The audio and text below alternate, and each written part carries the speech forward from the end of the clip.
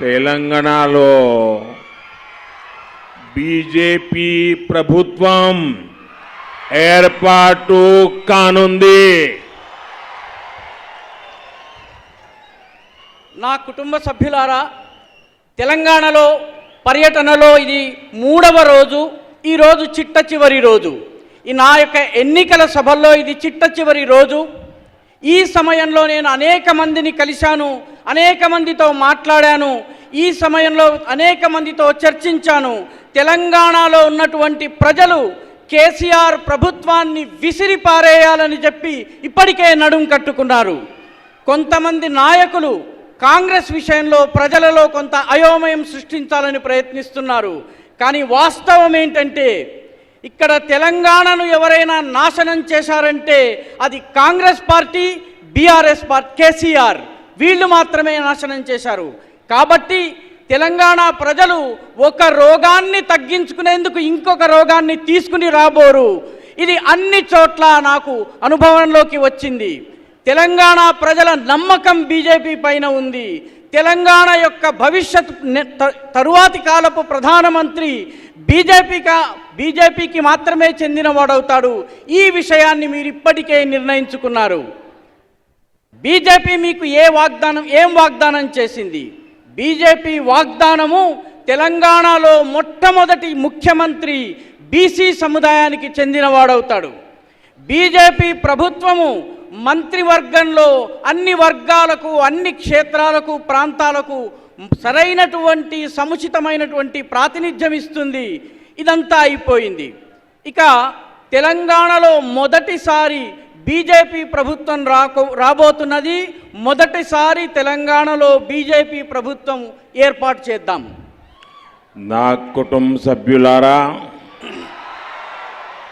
केसीआर को बीजेपी की बढ़ती हुई ताकत का एहसान बहुत पहले हो गया था।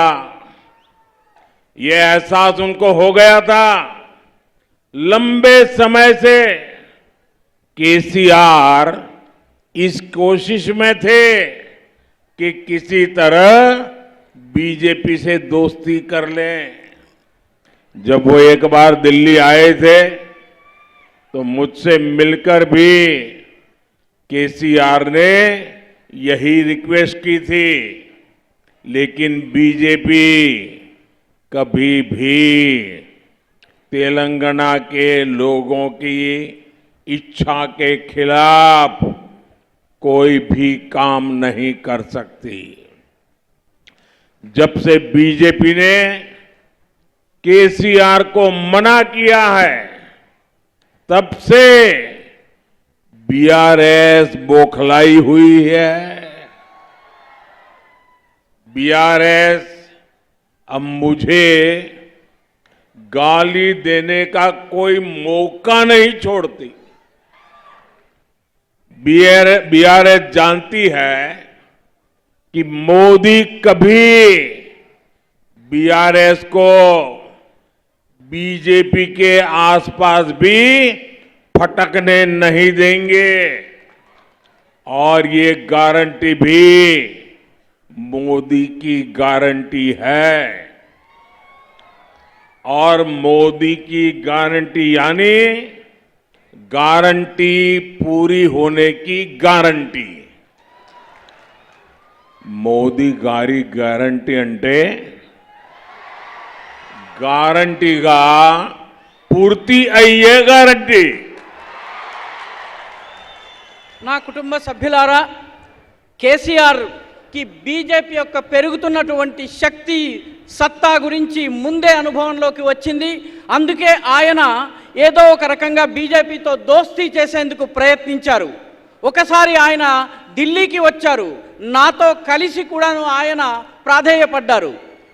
కానీ భారతీయ జనతా పార్టీ తెలంగాణ ప్రజల యొక్క వాంఛకు, కోరికకు, ప్రజల అభీష్టానికి వ్యతిరేకంగా వెళ్ళదలుచుకోలేదు, వెళ్ళదు కూడా. కాబట్టి భారతీయ జనతా పార్టీ ఎప్పుడైతే బీజేపీ ఆయన యొక్క అభ్యర్థనను తిరస్కరించిందో అప్పటి నుంచి బీఆర్ఎస్ గంగవెర్రులెత్తింది. బీఆర్ఎస్ ఇప్పుడు నన్ను అంటే ప్రధానమంత్రి మోదీ గారిని తిట్టేందుకు వచ్చేటటువంటి ఏ అవకాశాన్ని వదులుకోవడం లేదు. బీఆర్ఎస్కు తెలుసు, బీఆర్ఎస్ని బీజేపీ ఎప్పుడు కూడా దగ్గరికి రానివ్వదన్నటువంటి విషయం తెలుసు. అందుకే వారు కంగారు పడుతున్నారు. ఈ గ్యారంటీ ఏదైతే ఉందో ఈ గ్యారంటీ మోదీ యొక్క గ్యారంటీ. మోదీ యొక్క గ్యారంటీ అంటే గ్యారంటీ అమలవుతుందన్నటువంటి గ్యారంటీ. మోదీ గారి గ్యారంటీ అంటే గ్యారంటీ పూర్తి